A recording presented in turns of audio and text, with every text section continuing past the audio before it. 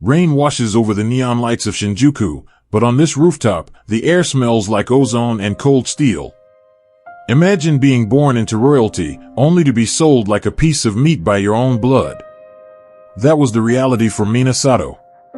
10 years ago, her dead-ridden uncle handed her over to the Black Lotus, the most feared Yakuza syndicate in Tokyo. The world whispered that she was just a plaything for the boss. They were wrong. While they counted their money, Mina was counting bodies. Hidden away in the dark, she was forged into the Ghost Blade, a shadow assassin so lethal, the syndicate's enemies died before they even saw her shadow. But now, the ghost is coming home. She's not here for a reunion. She's here to burn every corrupt family that watched her mother die. To get to the top, she's playing a dangerous game, a contract marriage with Kang Dae-hyun, the useless heir to a multi-billion-dollar tech empire. He thinks he's buying a submissive wife. She knows she's found the perfect cover. But wait until you see what happens when two people with world-ending secrets share the same bed. Before we dive into Chapter 1, if you love stories about overpowered hidden identities and cold-blooded revenge, hit that subscribe button and ring the bell. You don't want to miss the twist at the end of this one. Done? Let's get into the auction. The auction of the noble daughter.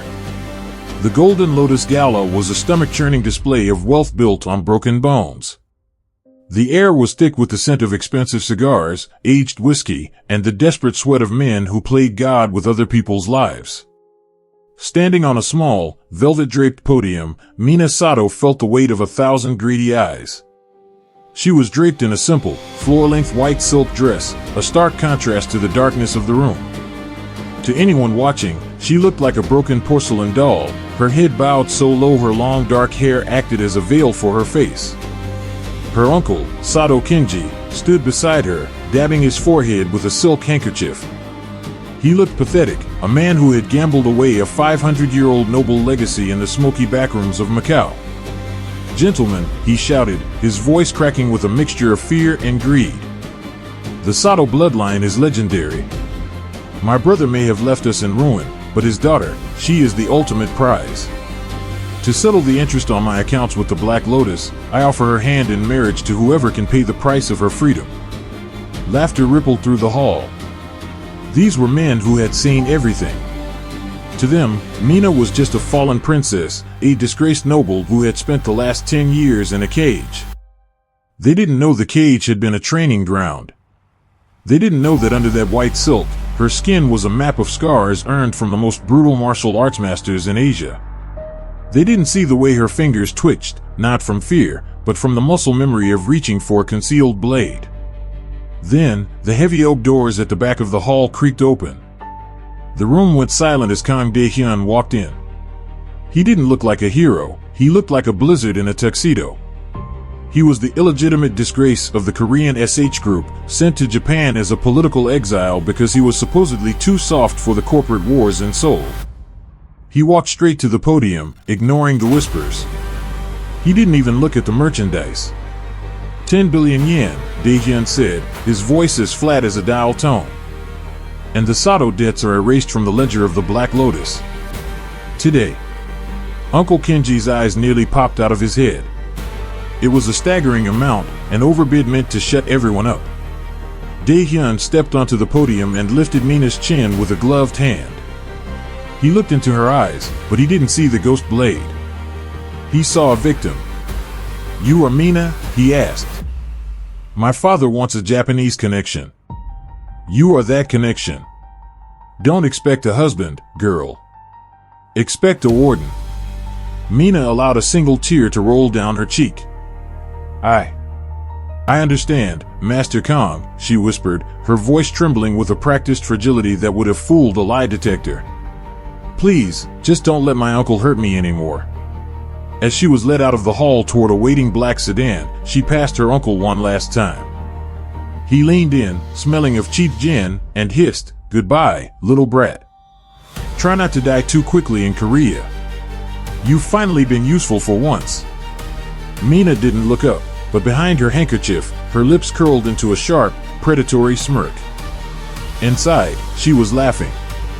She had already replaced her uncle's personal bodyguards with her own shadow agents weeks ago. She hadn't been sold to the SH group. She had just tricked them into providing her with a legal identity and a bulletproof escort into the heart of the very conglomerate that had funded her mother's assassination. Kang Dae-hyun thought he bought a bird in a cage. He didn't realize he just invited the god of death into his home. If you're enjoying Mina's secret power play, drop a like right now. It really helps the channel grow. Now, let's see what happens when the ghost enters the lion's den. The Cold Mansion. The SH Group estate in Seoul was less of a home and more of a fortress.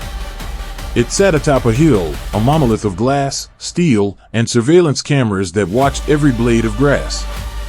As the gates hummed shut behind the sedan, Mina felt the shift in atmosphere. This wasn't the Yakuza's world of honor and blood.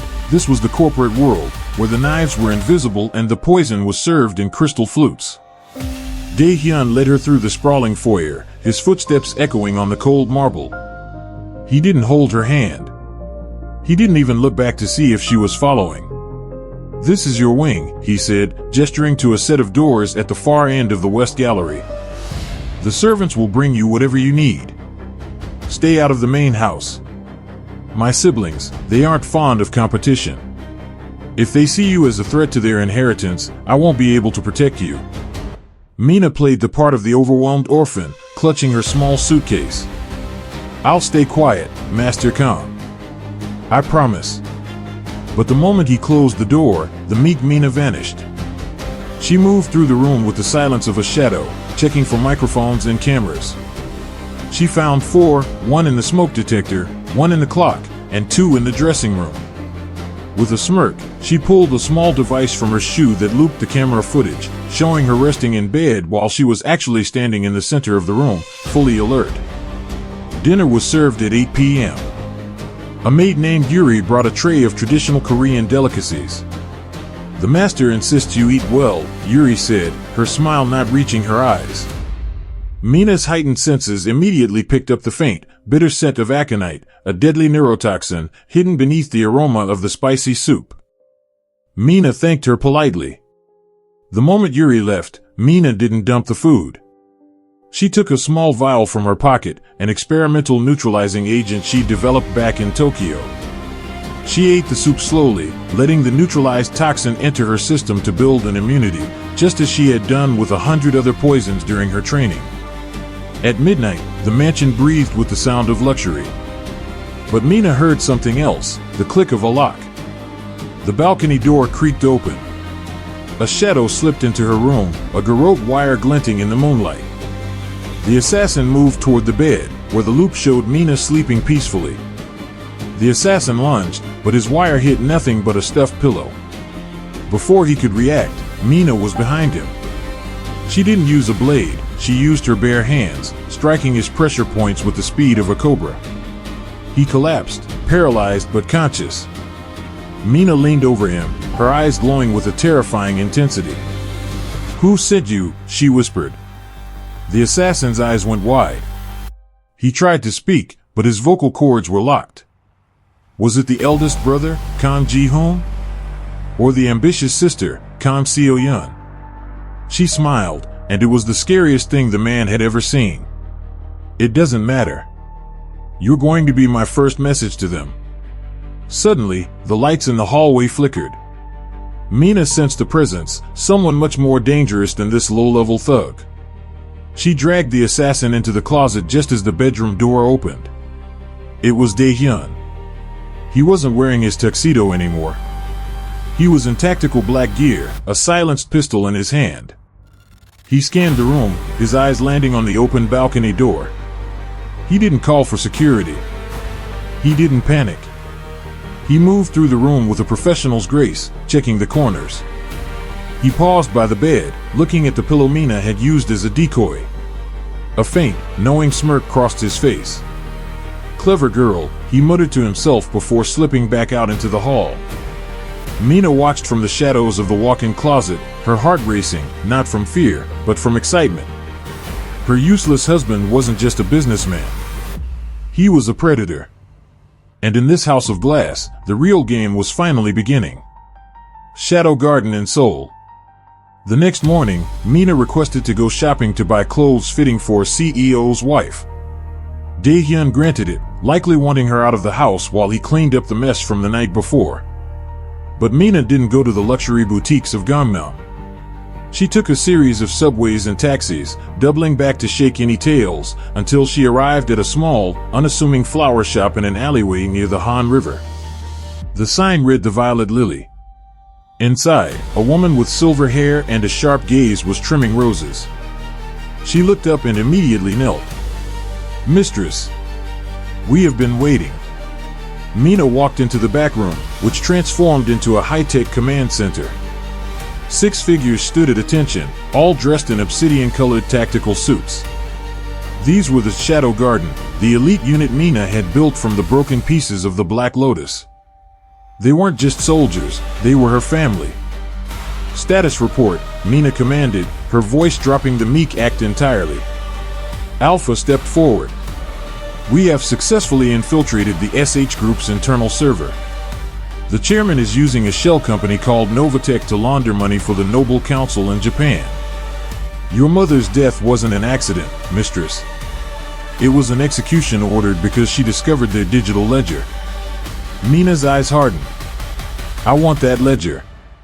I want the names of every board member who signed off on it. And Alpha, find out what Kang Dae-hyun is doing at night. He's not who he claims to be." Back at the mansion that evening, the clumsy Mina made her appearance at a formal family dinner. The table was a battlefield. Kang Dae-hyun, the eldest brother, looked at Mina with pure disgust. "So, this is the Japanese stray my brother brought home? Tell me, can you even read a balance sheet, or did they only teach you how to serve tea in Tokyo?" Mina looked down at her plate, trembling slightly. I'm learning, Brother Dae-hyun. Master Dae-hyun is very patient with me." Dae-hyun didn't defend her. He just kept eating, looking bored. But under the table, Mina felt his foot brush against hers. It wasn't an accident. It was a signal. Suddenly, the mansion's power surged. The lights flickered and the grand chandelier hummed. Mina's earpiece crackled. "Mistress, we've hit a firewall. Someone is counter-hacking us from within the SH network. They're fast, too fast. They're tracing our location." Mina's eyes darted to Dae-hyun. He was looking at his watch, a faint, almost imperceptible smile on his lips. She realized with a jolt of adrenaline that he was the one counter-hacking her team. He was the ghost in the machine. While she was the ghost blade in the physical world, her husband was the shadow king of the digital one. She had to act. She purposefully tripped while getting up, knocking a glass of red wine directly onto Ji-hoon's expensive suit. In the ensuing chaos of shouting and servants rushing in, Mina slipped her hand into her purse and activated a signal jammer. The digital battle ended in a stalemate. Dae-hyun looked up at her, his icy eyes meeting hers. For a split second, the mask slipped. He knew she had caused the interference, and she knew he was the hacker. There were 2 masters playing a game of chess with the entire world as the board. If you love these hidden power moments, don't forget to follow us on our other platforms. We post daily clips of the best scenes. Now, let's see Mina take her revenge to the next level. The Uncle's Terror. While Mina was navigating the treacherous waters of the SH Group in Seoul, she hadn't forgotten the man who had started it all. Her uncle, Sato Kenji, was back in Tokyo, living like a king on the 10 billion yen Dae-hyun had paid for her. He had moved into a penthouse overlooking the city, throwing a victory party for his business associates. He stood on his balcony, glass of champagne in hand, laughing with a crooked politician. "I tell you, selling that girl was the smartest thing I ever did." The Sato name was a burden, but her beauty? That was currency. Suddenly, the music died. The partygoers groaned as the lights in the penthouse flickered and then went out entirely, plunging the room into darkness. Kenji chuckled. "Just a blown fuse, everyone. Don't worry, the backup generators." His voice died in his throat. A single spotlight hit the center of the room. There, sitting in his armchair, was a figure in a black tactical mask, holding a red lily. The guests screamed and scrambled for the exits, but the doors were locked from the outside. A distorted voice filled the room, coming from every speaker at once. The debt of a soul cannot be paid in yen, Kenji. Kenji trembled, dropping his glass. Who are you? I've paid the Black Lotus. I'm under their protection. The Black Lotus belongs to me now, the voice replied.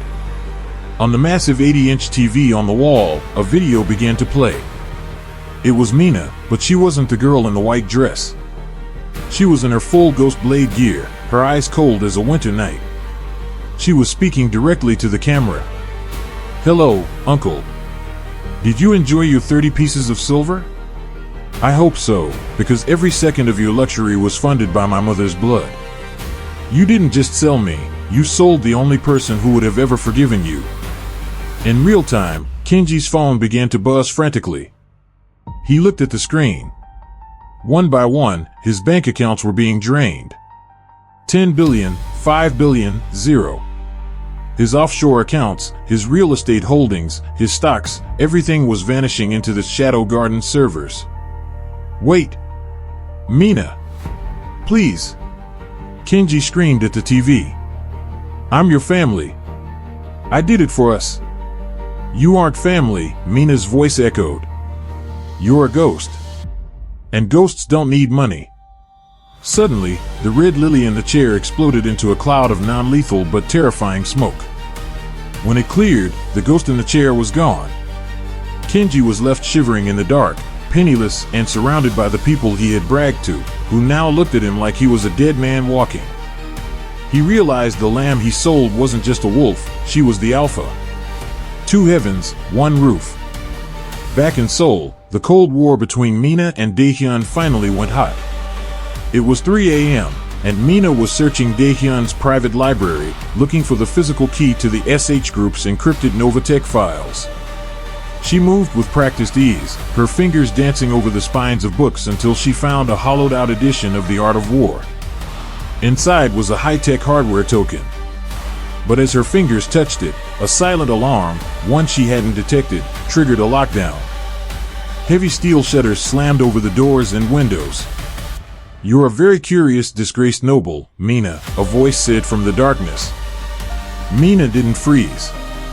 She spun, a combat knife appearing in her hand as if by magic. Dae-hyun was standing by the desk, but he wasn't holding a taser or a gun. He was holding a custom-made combat baton, his stance perfectly balanced. And you're a very dangerous, useless heir, Dae-hyun, Mina countered, her voice dropping all pretense. They moved at the same time. It was a dance of shadows. Dae-hyun was fast, using the environment to redirect her strikes, but Mina was like water, impossible to pin down. The sound of metal clashing against carbon fiber rang through the library. They were perfectly matched. For every strike she aimed at a vital point, he had a counter. Finally, they ended up in a stalemate, her knife at his throat, his baton pressed against her solar plexus. They were inches apart, breathing heavily, their eyes locked in a fierce, silent conversation. You're the Ghost Blade, Dae-hyun breathed, his eyes narrowing with a mix of suspicion and admiration. The Yakuza's hidden ace. Why are you in my house?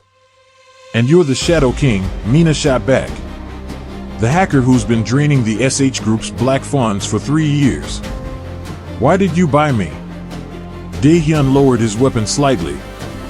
I bought you because I knew the Sato name would give me access to the Japanese council. I didn't know I was buying a one-woman army. Mina withdrew her knife. The council killed my mother. The SH Group funded them. I'm here to burn it all down. If you're doing the same, we're wasting time fighting each other.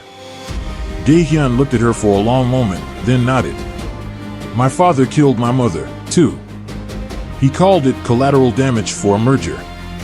I've been destroying him from the shadows ever since.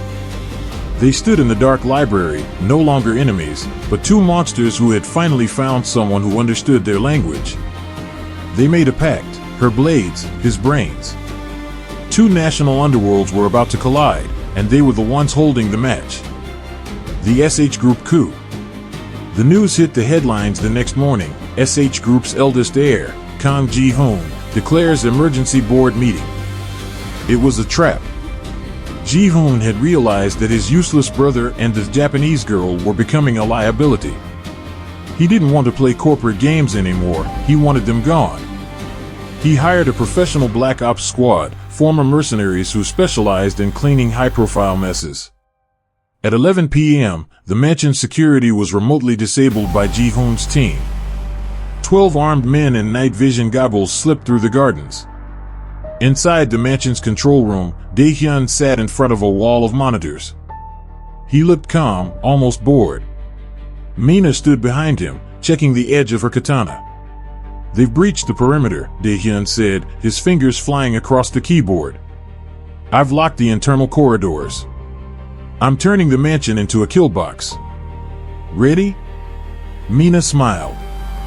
"I was born ready." Dae-hyun hit a key, and the mansion went into ghost mode. The lights went out, but instead of darkness, a disorienting strobe effect began to pulse in the hallways, time to mess with the mercenaries' night vision goggles. Mina vanished into the air vents. What followed was less of a fight and more of a horror movie for the mercenaries. One by one, they were picked off. A man would turn a corner, only to be dragged into the ceiling. Another would check a room, only to feel a blade at his throat before he could even raise his weapon. Mina moved like a phantom. She didn't need light, she moved by sound and intuition. In the control room, Dae-hyun was using the mansion's smart home system as a weapon, releasing fire-suppressant gas to blind them, or using high-frequency speakers to shatter their equilibrium. In 10 minutes, the elite squad was decimated. The final mercenary dropped his gun and fell to his knees, screaming, "Where are you? Show yourself!" Mina appeared behind him, the moonlight through the skylight catching the silver of her blade. "I'm the debt you forgot to pay," she whispered. In the morning, Dae-hyun received a package at his office. Inside was a single red lily and the broken tactical helmets of his entire squad. He realized with a shudder that he hadn't just failed a coup, he had just declared war on a ghost. The Blood Moon Gala. The 50th anniversary gala of the SH Group was held at the Seoul Grand Hotel. It was a sea of diamonds, tuxedos, and fake smiles. Every member of the Noble Council from Japan was there, along with the entire SH board of directors. They thought they were celebrating their invincibility. Mina arrived on Dae-hyun's arm, wearing a dress that looked like it was woven from liquid midnight. She played the part of the beautiful, silent wife one last time. But as they walked through the crowd, she was subtly placing small, high-frequency transmitters under the tables. The chairman, Dae-hyun's father, stood at the podium to give his keynote speech. "Tonight, we celebrate 50 years of progress, 50 years of power." The massive 4K screens behind him suddenly flickered. The image of the chairman was replaced by a digital file labeled Novatech, Human Trafficking and Money Laundering Ledger. The room went deathly silent as names, dates, and bank accounts began to scroll across the screen at high speed. Then, audio began to play, recordings of the council members discussing the removal of Mina's mother and other rivals. "What is this? Shut it off," the chairman screamed. But Dae-hyun stood in the middle of the room, his phone in hand, looking at his father with a cold, triumphant gaze. "The signal is encrypted, father. It's broadcasting to every major news outlet in Asia. You wanted a legacy? This is it." The council members panicked, rushing for the exits, but the doors were barred. Suddenly, the lights shifted to a deep, blood red. Figures in obsidian armor, the Shadow Garden, dropped from the balcony, surrounding the corrupt elite. Mina stepped forward, her heels clicking on the stage. She took the microphone from the chairman's trembling hand. 10 years ago, you sold a girl to the Black Lotus.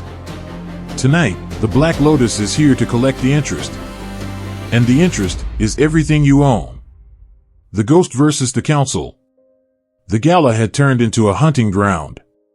While the Shadow Garden rounded up the minor players, Mina pursued the primary targets, her uncle, who had tried to flee through the kitchen, and the SH chairman, to the rooftop helipad. A helicopter was waiting, its rotors beginning to thrum, but a single sniper shot from Alpha disabled the engine. The chairman and Kenji were trapped. Mina, please, Kenji begged, falling to his knees. I'm your flesh and blood. This was all the chairman's idea. He forced me. The chairman sneered at him. You coward. You sold her for a pittance because you were a failed gambler. Mina walked toward them, her katana drawn. The moonlight glinted off the steel. You're both right, she said, her voice calm and terrifying. One was the hand that sold me, and the other was the mind that bought me. But both of you forgot one thing, you can't own a shadow. The chairman pulled a hidden pistol, but Mina was faster. In a single, fluid motion, she disarmed him and pinned him to the edge of the roof. My mother pleaded for her life. Did you show her mercy? Business is business, the chairman spat. Mina looked him in the eye. Then consider this a hostile takeover. She didn't push him. She didn't have to. The sound of police sirens filled the air. Dae-hyun appeared on the roof, flanked by the Strategic Intelligence Bureau. It's over, Dae-hyun said. The evidence is undeniable. You'll spend the rest of your lives in a cell where even your money can't buy you a blanket. Mina lowered her blade. Killing them was too easy. Seeing them lose everything, their names, their wealth, their dignity, that was the real revenge. As they were led away in handcuffs, Mina's uncle looked back at her, his eyes filled with a primal fear. He realized that the little girl he sold 10 years ago had grown up to become the judge, jury, and executioner of his entire world. The new thrones. A month later, the dust had settled. The SH Group had been restructured under Dae-hyun's leadership, purged of its corrupt elements. The Noble Council in Japan had been dismantled, replaced by a new generation of leaders who actually valued honor. Mina stood on the balcony of their mansion, looking out over the Seoul skyline. She wasn't wearing white silk or midnight gowns anymore. She was in a simple, comfortable sweater, looking like a normal woman for the first time in a decade. Dae-hyun walked out and joined her, 2 mugs of coffee in his hands. The board meeting went well, he said. They're terrified of you, you know. They call you the silent director. Mina took a sip of her coffee and smiled. Good. Fear keeps them honest. She looked at him, her expression softening. And you? Are you happy being the Shadow King of the corporate world? Dae-hyun looked at her, and for the first time, his eyes weren't icy. They were warm. I'm happy as long as you're here. But I have to ask, is the ghost blade retired? Mina leaned against him, watching the sunrise. The ghost is gone. But the world still has shadows, Dae-hyun. And as long as there are shadows, we'll be there to watch over them. Then, she took his hand and placed it on her stomach. Dae-hyun's eyes went wide. The realization hit him like a lightning bolt. Mina, are you? 3 months, she whispered. A new generation is coming. And with a father like you and a mother like me. I pity anyone who tries to sell this child. Dae-hyun laughed, a real, joyful sound, and pulled her into a hug.